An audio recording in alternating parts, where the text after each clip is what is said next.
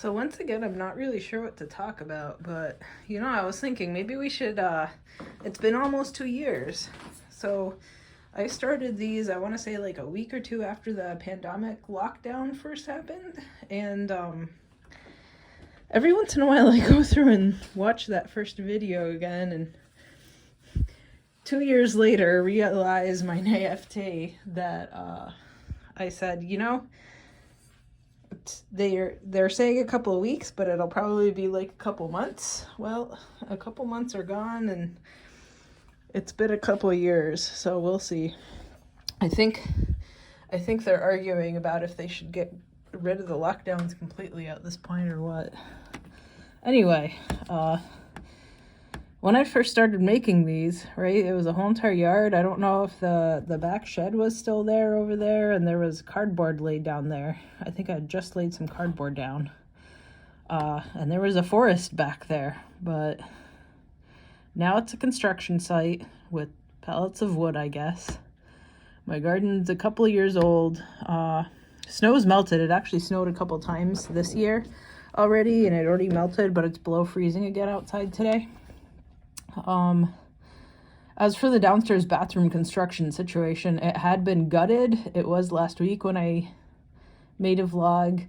It still is this week. I think they're in the process of, I guess they didn't catch everything that I was telling them that needed to go in there the first time, so I had to keep telling them over the course of this last week. So they're finally adding the line items. The outside of my house that the plumbers had to tear down a wooden panel to try to access the crawl space to see if they couldn't turn off the pipe that first day that it had burst and was overflowing. So hopefully they finally capture all of everything that went on this time, send it to the insurance agent, and hopefully we can get all of what they're asking for, which is redoing the whole entire floor because the baseboard in there is absolutely terrible.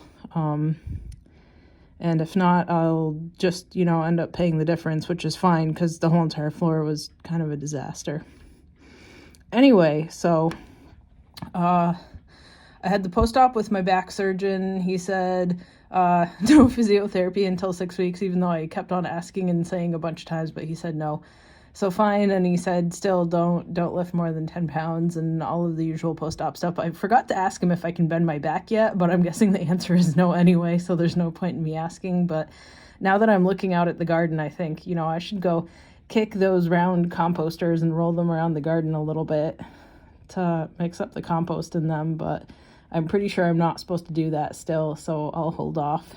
I'm glad I moved the cardboard that I did out there when I did right before surgery, and then got those big pots down there, because right now it would be possible to do, so I'm glad I staged everything.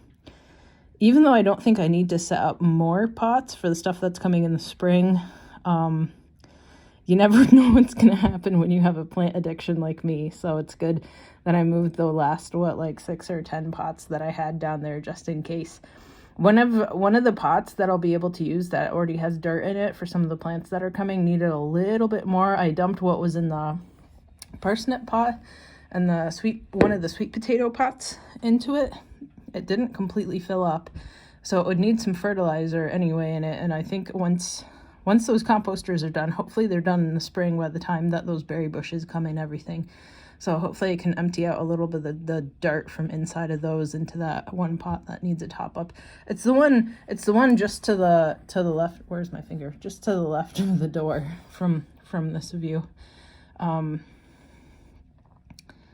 wish I would have been able to pull the dirt that was already ready, the compost that was already ready out of them before filling it some more with garden scraps and then rolling it all the way down there, because apparently rolling it down all the way down there through this help mix it up more, but at least the cultured compost will hopefully, cross your fingers, help break down all of the dead tomato vines and stuff that I did end up shoving into them later. Dead tomatoes and carrot tops and a couple of the okras. There's still some dead stuff. I mean, you can even see that sunflower stalk. There's definitely dead stuff in there that I couldn't manage to pull down before. Thinking about it now, maybe instead of staring dead straight out into my yard, maybe we'll get a monologue of my face. Let me switch it here. even though I maybe don't look the best 2.5 weeks post-op, but maybe in retrospect I could have tried to do a little bit more out there, because if it was just pain and if the back surgeon was going to fix my back like he did right after, then maybe I could have made it. But the pain was so bad, I mean, words can't even describe how excruciating and bad, and like it was horrific. I couldn't function at all. So I did as much as I could, and that's that.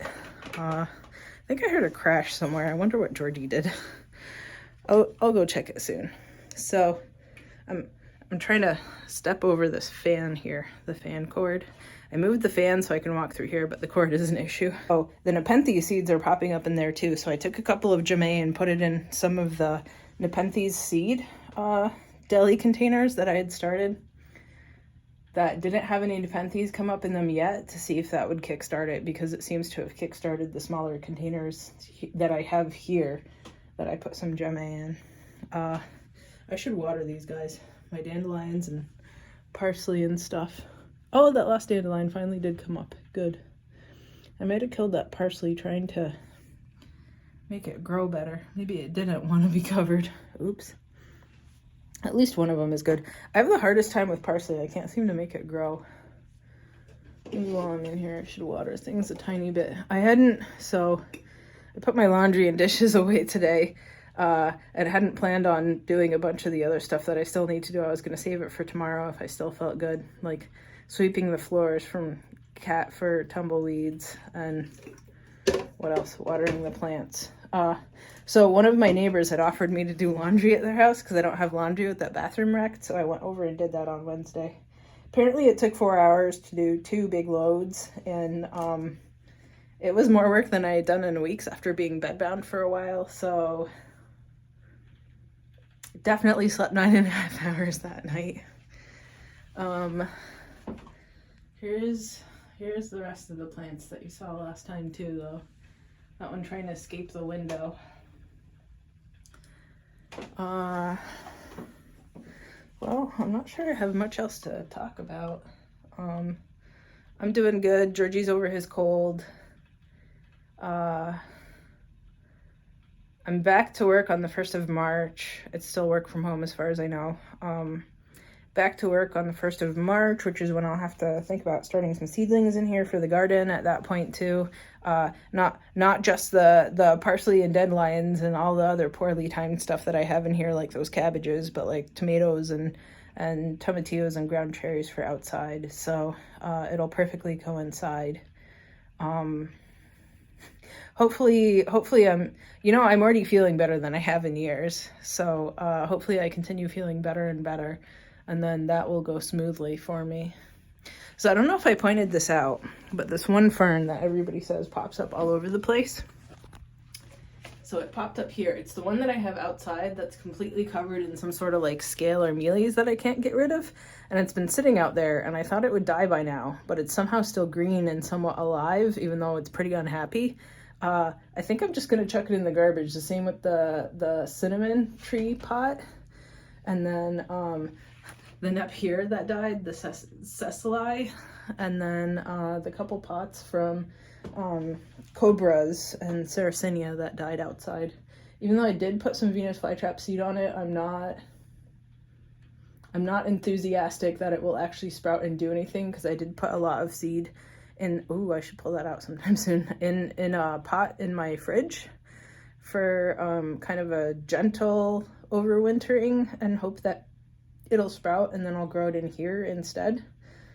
Because the last time that I put 1-year-old Venus flytrap seedlings outside, they all completely died over the winter, which was a shame, because it was my nice, whatchamacallit, Korean Melody Shark seedlings, so I was really sad when those all died. These ones, I think they're more of like giant Venus flytrap, or one of the red ones, maybe some scarletine in it cross, so they should still be pretty nice, but still, you know.